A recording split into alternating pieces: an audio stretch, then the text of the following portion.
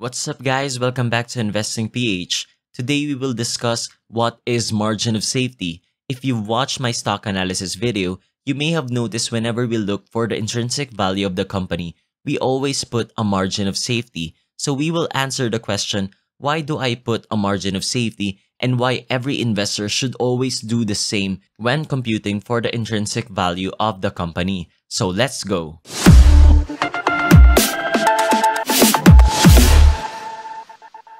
Before we start, do like the video and subscribe to my channel. Margin of safety. This was introduced by the father of value investing himself, which was Benjamin Graham, and was popularized by the GOAT of investing, Warren Buffett. Now, first of all, let's define what is margin of safety. It is the difference between the intrinsic value of a stock and its market price. To understand this better, we need to first define what is the meaning of intrinsic value. Intrinsic value is a measure of what an asset is worth, or you can define it as what you are willing to pay for an asset, assuming you know the true value of it. If you've watched my video about how I compute for the intrinsic value of a stock, I said there, we are projecting the future earnings of the company to find the intrinsic value.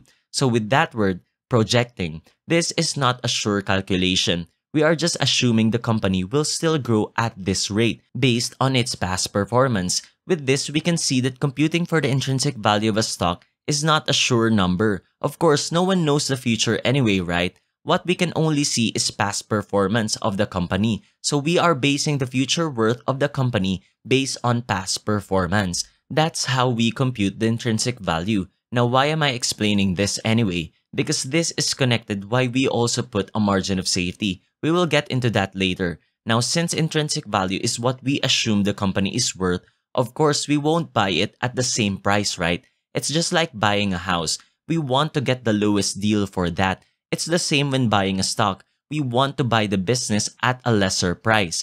Now, this is where margin of safety comes in. We put it because we want to buy a stock at a discount. If the business's intrinsic value is, for example, 1 billion, we want to buy it lesser than that. With this, we get a better chance to profit from our investments when the company moves up to its intrinsic value and more when it goes beyond its value. But this isn't just the purpose of margin of safety. Some investors call this as a cushion. Imagine if you fall down into a cushion, it lessens the impact, right? Just like in stocks, if the company didn't perform well, just like what we assume it would perform in our projections, then at least we have that margin of safety or cushion when the price falls down its intrinsic value. This makes us investors to less likely lose a lot of money in the future when this kind of scenarios happen.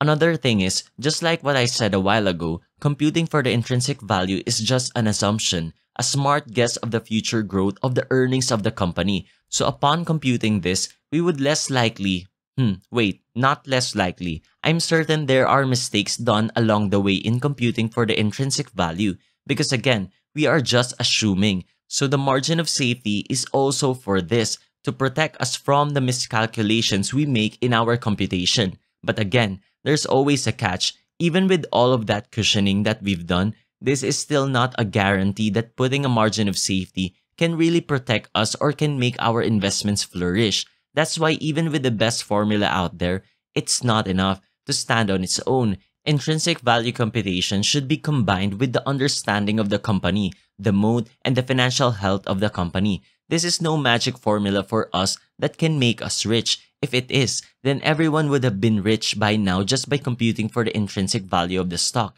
Now you may be wondering, how did the stock prices went over their true value? And likewise, how did stocks get undervalued anyway?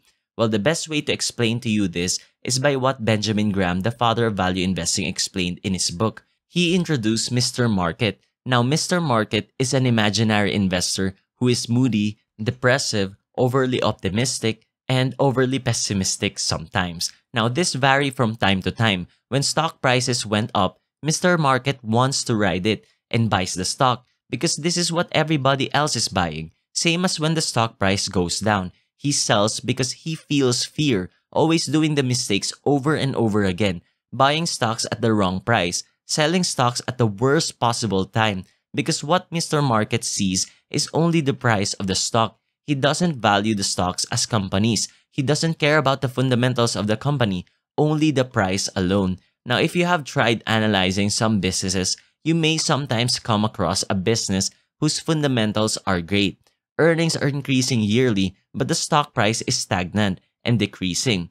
Well, with the story I just said, it is true. In the investing world, there is a lot of Mr. Market. This answers that question why there are opportunities for us who compute for the intrinsic value of the stock and putting in a margin of safety. This is for us not to be driven by the price that Mr. Market is always showing us.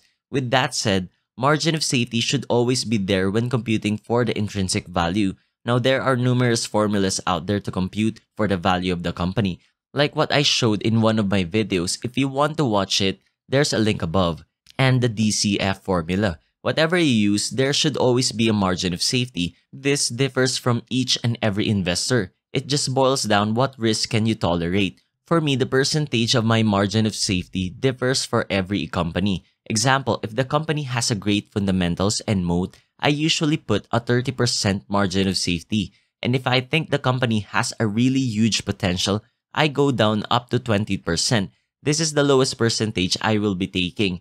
And for companies that doesn't have a good financials but has a strong potential or moat, this one I give a higher margin of safety, usually 50%, because I am relying in the future potential of the company. So this is more on the speculation side.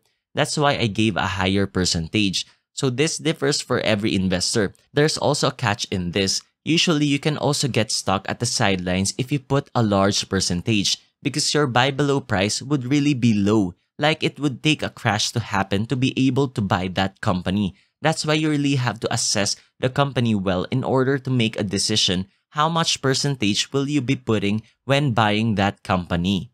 Now I think that's about it for this video. Now go study and do your homework. Don't be another Mr. Market. Use every tool that is available for you. This way you are going into a much intelligent way of investing. Again, if you like this video, do press the like button, and if you haven't subscribed yet, do so right now. So see you again in my next video.